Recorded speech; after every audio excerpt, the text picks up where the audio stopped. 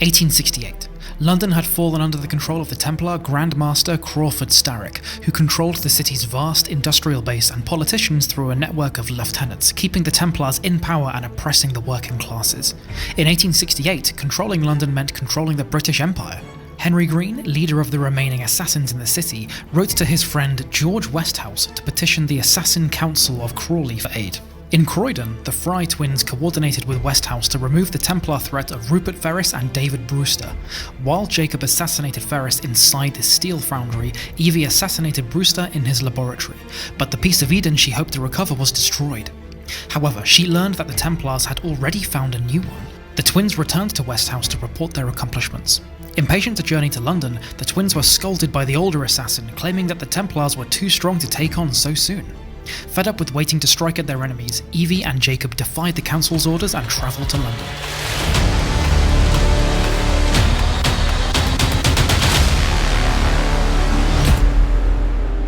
When the twins arrived, they met with Henry.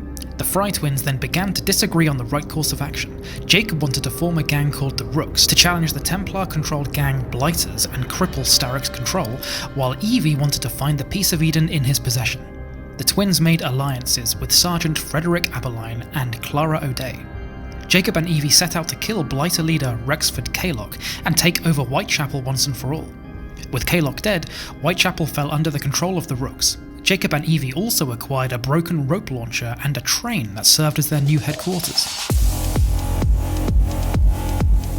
Henry took Evie and Jacob to meet Alexander Graham Bell, a scientist and inventor who would be able to repair the rope launcher. The twins also helped Bell set up an independent telegraph line to break Starrick's monopoly over the media. Back at the train, they made the acquaintance of Ned Winnett and began planning their next move. Jacob investigated the source of Starrick's soothing syrup, a cheap narcotic keeping London's poor district passive and under control. Aided by Charles Darwin, Jacob destroyed the distillery where the syrup was being produced and learned that its creator was John Elliotson. Jacob assassinated Elliotson, causing the Templars to take further note of his and Evie's actions in London. Meanwhile, Evie followed a lead on the piece of Eden and recovered a book containing information on it. Following hidden information in the book, she and Henry later infiltrated the Kenway mansion to continue the research for the piece of Eden. They learned that Edward Kenway had found a Shroud of Eden, which possessed powers of regeneration and healing, and had left clues to its location. Jacob then worked on ending Starrick's control of London's transport.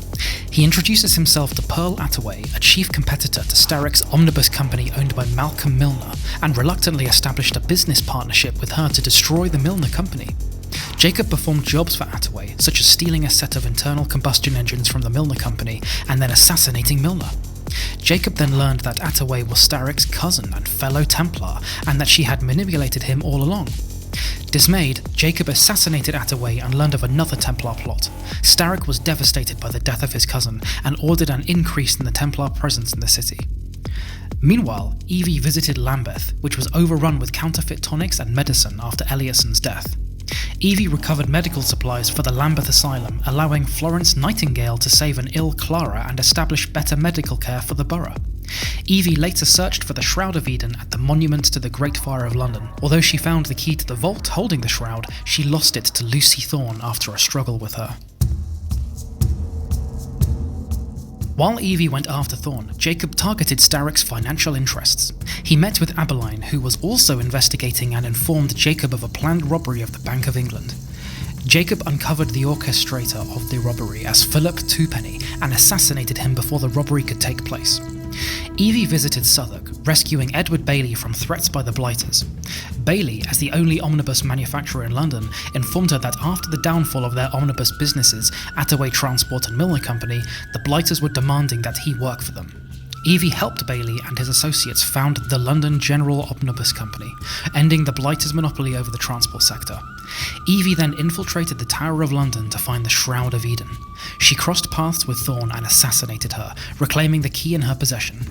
Jacob discovered a Templar plot to assassinate Prime Minister Benjamin Disraeli. He rescued Disraeli and his wife Mary Ann from a group of thugs hired to attack the Disraelis. While Jacob was acting as a bodyguard for Mary Ann, she identified the man behind the attack as Earl of Cardigan.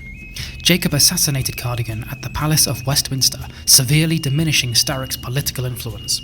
After the death of Twopenny, Britain's economy was left in danger and counterfeiters had stolen printing plates from the Bank of England. Aberline had Evie recover the plates and return them to the bank, restoring faith in the economy and preventing a financial breakdown. Later, Evie and Henry set out to steal the plans for the vault holding the Shroud, but were unsuccessful. Jacob received an invitation to meet with Maxwell Roth, the leader of the Blighters, who proposed an alliance against Starrick. He agreed despite Evie's warnings, and together they began to undermine Starrick's criminal and economic power throughout the city. Jacob helped Roth kidnap 3 of Starrick's important associates, but as they continued, Jacob grew perturbed by Roth's tactics. After Roth's attempt to destroy one of Starrick's workhouses with children inside, Jacob cut his ties with the crime boss. Roth then invited him to a performance at the Alhambra Music Hall. Aware of Roth's intentions, Jacob resolved to assassinate him. Once Jacob was inside the theatre, Roth set the place ablaze with the guests still inside. Jacob was able to assassinate Roth and escape the burning theatre, provoking Starrick to personally take action against the assassins and attempt to reinstate his control over London. After an argument over each other's methods, Jacob and Evie decided to kill Starrick and recover the Shroud in one final mission, after which they would part ways. To do so, Jacob acquired invitations and a carriage for himself and Evie to the Queen's Ball at Buckingham Palace, and a Royal Guard uniform for Aberline, who could smuggle in weapons for them. Meanwhile, Evie drove to Dulop Singh and several politicians in exchange for learning that the plans to the Buckingham Palace crypt could be found in the White Drawing Room of Buckingham Palace. Jacob and Evie infiltrated the Queen's Ball to confront Starrick and secure the Shroud of Eden. However, Evie lost her precursor necklace to Starrick and ordered her brother to locate the crypt. Jacob made his way to the vault, finding Starrick wearing the Shroud, but failed to attack him. Evie reached the vault and fought the Templar one-on-one, but the Shroud prevented her from dealing much damage. Henry aligned and joined the fight, but he too was knocked off his feet by the Templar. Jacob and Evie continued the fight and managed to remove the Shroud and end Starrick's life. With the Templar threat gone, the rift between the siblings was mended. Jacob returned the Shroud to the vault as Evie attended to Henry. Shortly thereafter, the assassins met with Queen Victoria, who knighted them into the Order of the Sacred Garter for their efforts in saving her life. 2015. Bishop contacts the Helix Initiate to help herself and fellow assassins, Sean Hastings and Rebecca Crane, locate a piece of Eden in London. Through camera drones, the Initiate watches the pair of assassins conduct their fieldwork and download the memories of the twins Jacob and Evie Frye. Thanks to the Initiate's work, Sean, Rebecca and Master Assassin Galina Voronina found the vault where the Shroud had been stored.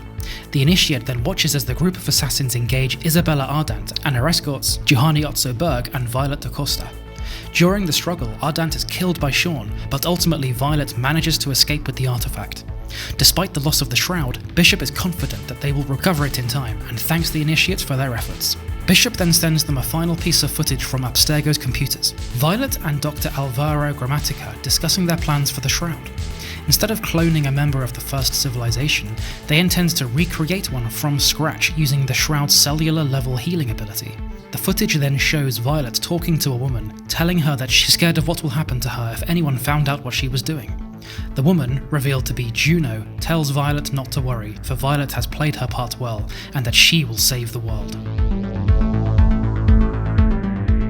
Thank you for watching that, everybody. If you liked this video and you want to know more Assassin's Creed lore and backstory and recaps and everything, then subscribe to Jam Punch, because I'm going to be releasing a brand new Assassin's Creed video every single week. My name is George, this is Jam Punch, and I will see you next time.